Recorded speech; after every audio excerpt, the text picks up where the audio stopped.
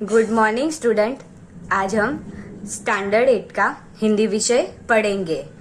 आज हम revision test में रिक्त स्थानों की पूर्ति के बारे में समझेंगे।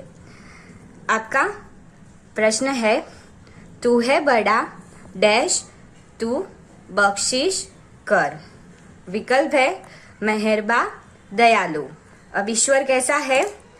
मेहरबा है, दयालु भी है, दोनों का मतलब एक ही होता है, पर काव्य में हमें क्या दिया है? मेहरबा दिया है, इसीलिए हमें वो शब्द का यूज करना है। तो उत्तर आएगा मेहरबा। उत्तर इस प्रकार लिखेंगे, तू है बड़ा मेहरबा तू बख्शिश कर। आगे का प्रश्न है, हम किस हाल में है इसकी तुम डैश रखना। नजर या खबर। अब हम किस हाल में इसकी क्या रखनी है? तो नजर और खबर रखनी है। उत्तर इस प्रकार लिखेंगे, हम किस हाल में है उसकी तुम खबर रखना। आगे का प्रश्न है, तू चाहे तो डैश रखे, हमें या मुझे। तो उत्तर आएगा हमें। उत्तर इस प्रकार लिखेंगे, तू चाहे तो हमें रखे। आगे का प्रश्न है, तेरे आगे झुका के डैश हम खड़े हैं, सर या आंख। अब हम ईश्वर के सामने किस प्रकार खड़े रहते हैं? तो सर झुका के खड़े रहते हैं। तो उत्तर इस प्रकार लिखेंगे, तेरे आगे झुका के सर हम खड़े हैं। आगे का प्रश्न है, ईश्वर ही हमें हर डैश से छुटकारा दिला सकता है, मुसीबत या काम। अब ईश्वर हमें किससे छुटकारा दिला सकता है? काम से तो छुटकारा नहीं दिला सकता, तो ईश्वर हमें हर आफत से, हमारी हर आफत से टाल सकता है। तो उत्तर आएगा आफत का समानार्थी होगा मुसीबत।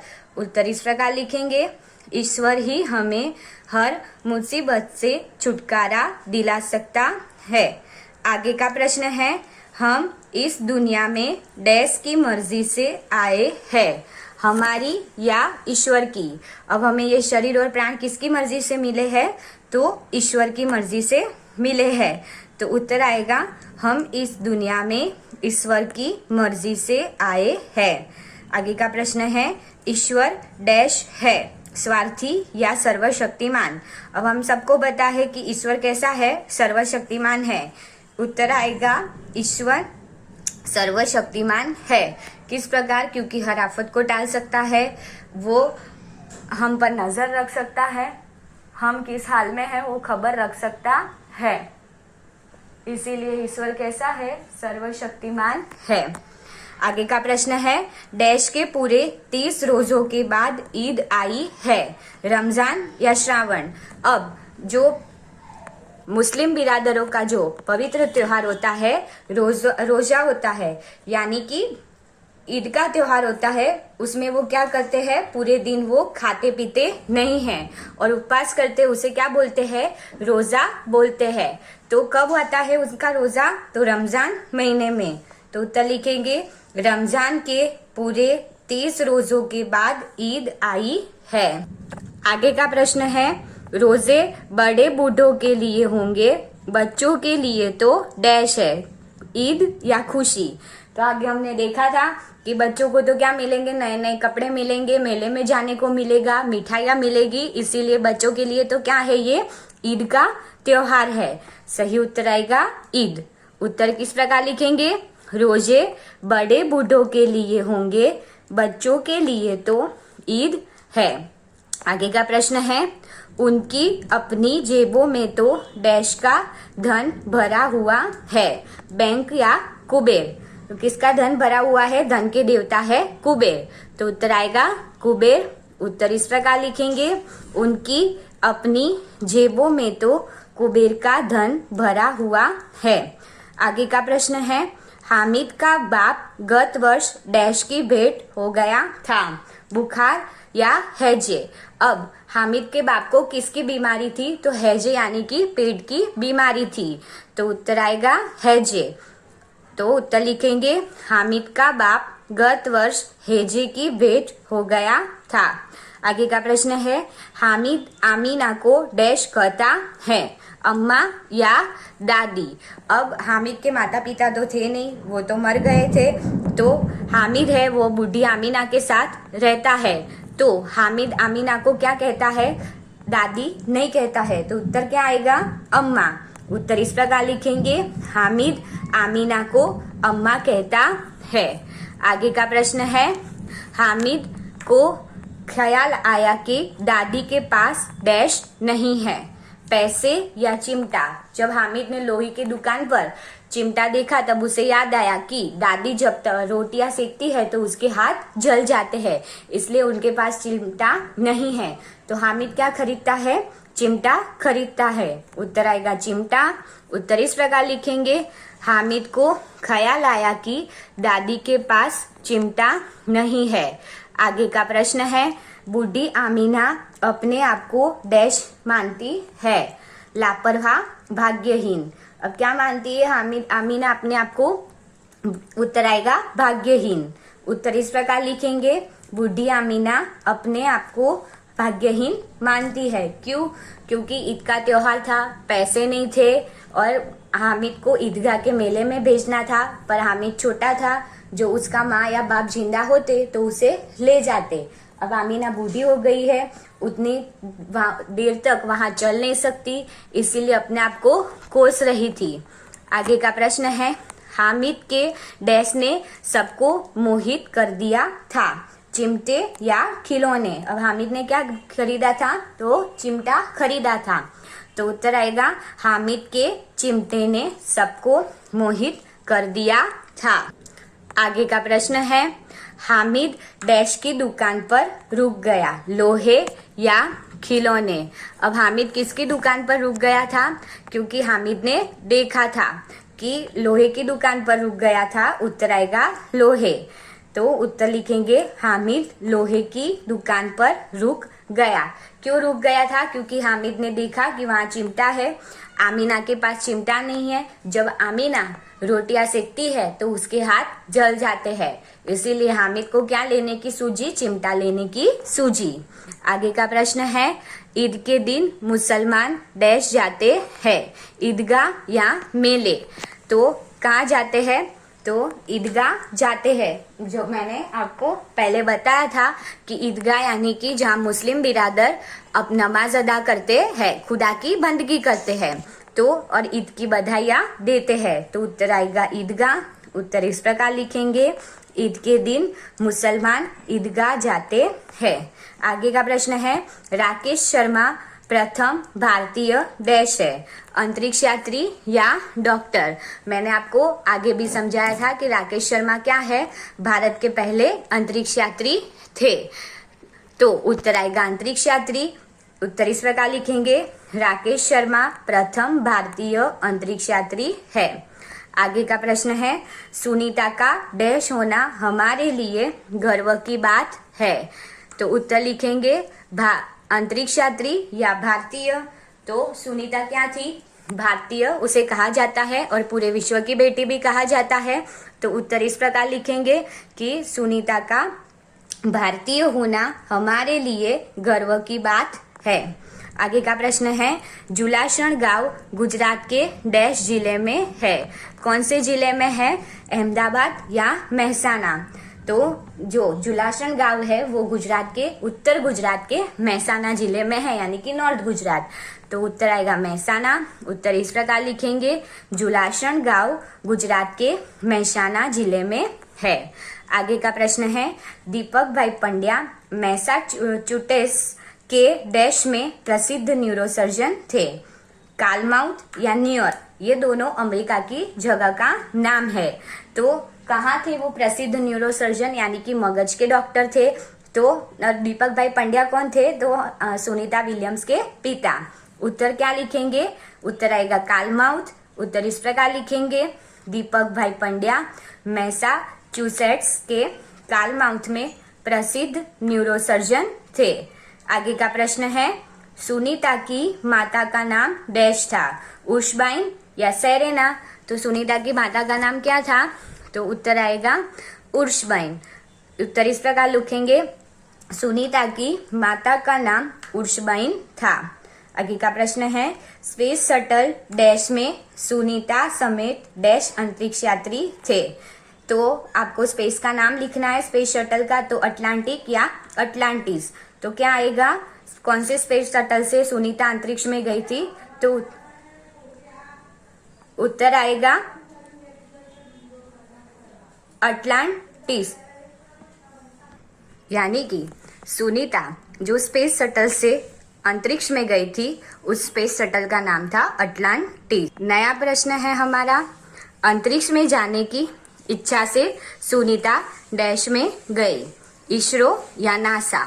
अब सुनीता कहाँ गई थी? अंतरिक्ष में जाने की इच्छा थी उसकी, तो प्रशिक्षण लेने यानी कि ट्रेनिंग लेने सुनीता कहाँ गई थी? नासा में गई थी, जो अमेरिका की एक प्रसिद्ध इंस्टीट्यूट है, जो उसका नाम है नासा। आगे का प्रश्न है डैश से हमारी पृथ्वी बहुत सुंदर और शानदार दिखाई देती है, आकाश या अंतरिक्ष। जब सुनीता अंतरिक्ष में गई थी तब उसने आके फिर अपने अनुभव में बताया था कि अंतरिक्ष में से हमारी पृथ्वी सुंदर और शानदार दिखाई देती है। वहाँ पृथ्वी कोई अलग अलग देश में बटी हुई या सरहदों में बटी हुई नहीं दिखाई देती, तो उसमें आएगा अंतरिक्ष। उत्तर लिखेंगे अंतरिक्ष से हमारी पृथ्वी बहुत सुंदर और शानदार दिखाई देती है। आगे का प्रश्न है उठो धरा के डैश सपूतों पुनः नया निर्माण करो, अमर या बहादुर। जो धरा के सपूत है यानी कि धरती के जवान है उसे क्या नाम दिया गया है? तो आएगा अमर। तो उत्तर लिखेंगे अमर। उत्तर इस प्रकार लिखेंगे उठो धरा के अमर सपूतों पुनः नया निर्माण करो। आगे है युग युग के डैश सुमनों में नई नई मुस्कान भरो, खिले या मुरझे। यानी कि जो पहले गुलामी थी, भारत देश में स्वतंत्रता नहीं थी, अंग्रेजों के गुलाम में लोग बंधे हुए थे। अंग्रेजों ने भारत के लोगों पर जो अत्याचार किया था इसलिए उनको क्या नाम दिया है? मुरझे सुमनो। तो वो मुरझे सुमन यानी कि भारत के नागरिकों में जो हताशा है वो दूर करनी है और सुख की किरण जगानी है। तो उत्तर आएगा मुरझे। उत्तर इस प्रकार लिखेंगे युग युग के मुरझे सुमनों में नई नई मुस्कान भरो। आगे का प्रश्न है डाल डाल पर बैठ डैश कुछ नए स्वरों में गाते हैं, चिड़िया या विहग। विहग का मतलब है पक्षी, तो उत्तर आएगा विहग। यानी कि स्वतंत्रता के बाद पक्षी को भी लगता है कि अब हम स्वतंत्र हो गए हैं, अब हम अपना राग छेड़ सकते हैं, यानी कि हम अपनी सुमधुर आवाज में गा सकते हैं, गुलामी दूर हो गई है। इसीलिए उत्तर इस प्रकार लिखेंगे डाल डाल पर बैठ विहग कुछ नए स्वरों में गाते हैं। आगे का प्रश्न है नूतन मंगलमय डैश से गुंजित जग उद्यान करो, यानी कि ध्वनियों या गीतों। तो उत्तर आएगा ध्वनियों। उत्तर इस प्रकार लिखेंगे नूतन मंगलमय ध्वनियों से गुंजित जग उद्यान करो।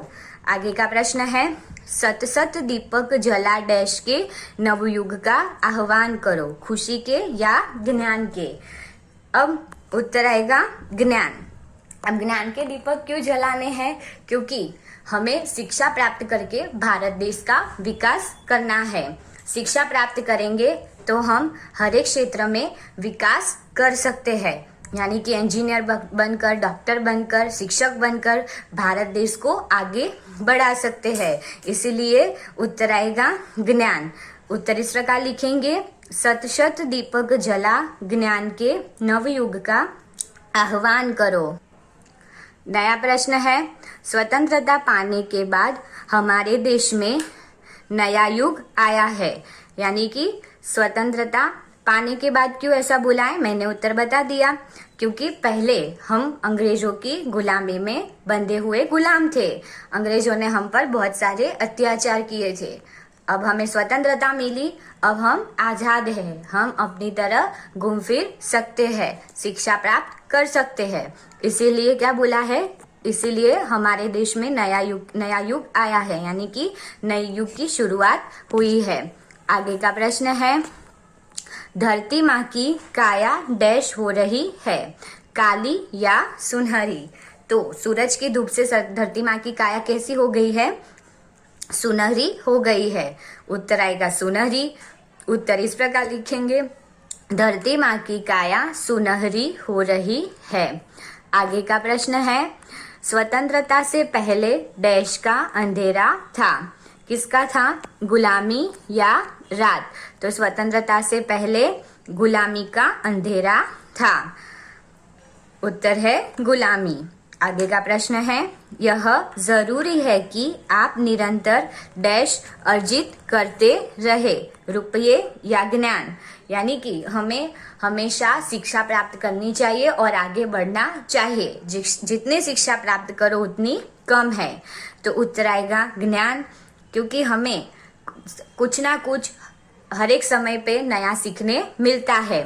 उत्तर इस प्रकार है, यह जरूरी है कि आप ज्ञान अर्जित करते रहे।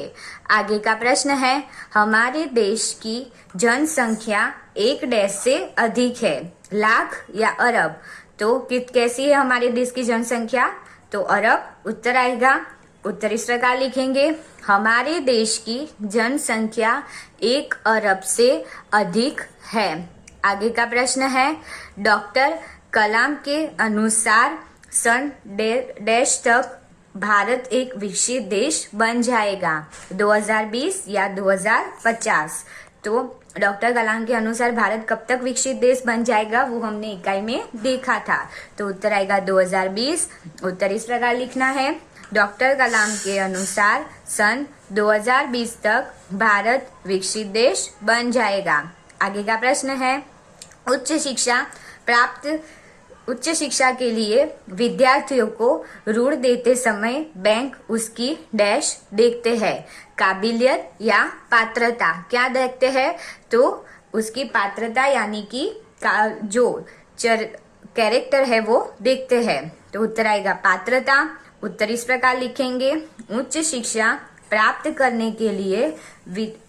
करके उच्च शिक्षा के लिए विद्यार्थियों को ऋण देते समय बैंक उसकी पात्रता देखते हैं। आगे का प्रश्न है, डॉक्टर कलाम के अनुसार प्राथमिक शिक्षा का अच्छा माध्यम डैश है, अंग्रेजी या मातृभाषा। तो डॉक्टर कलाम ने कहा था कि प्राथमिक शिक्षा तक का जो पढ़ाई है वो हमें किस माध्यम से लेनी चाहिए? तो मातृभाषा के माध्यम से लेनी चाहिए। क्यों? क्योंकि हम मातृभाषा में अपनी बात सहजता से दूसरों को कह सकते हैं और समझा सकते हैं। तो उत्तर आएगा मातृभाषा। उत्तर इस प्रकार लिखेंगे, डॉक्टर कलाम के अनुसार प्राथमिक शिक्षा का अच्छा माध्यम मातृभाषा है। आगे का प्रश्न है, अपने लक्ष्य को हासिल करने के लिए डैश मेहनत करनी चाहिए, काम या जी तोड़। तो क्या करना चाहिए? जी तोड़ मेहनत करनी चाहिए। तो उत्तर लिखेंगे, अपने लक्ष्य को हासिल करने के लिए जी तोड़ मेहनत करनी चाहिए। आगे का प्रश्न है, डैश मान्यता जनसंख्या काबू करने की अचूक औषधि है, छोटा परिवार, सुखी परिवार या छोटा परिवार।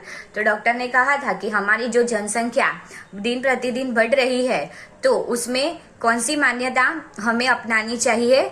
तो क्या आएगा? छोटा परिवार, सुखी परिवार की मान्यता अपनानी चाहिए। स्टूडेंट, मुझे आशा है कि आप लोगों ने रिक्त स्थानों की पूर्ति ध्यानपूर्वक समझी है और सुनी है। Thank you.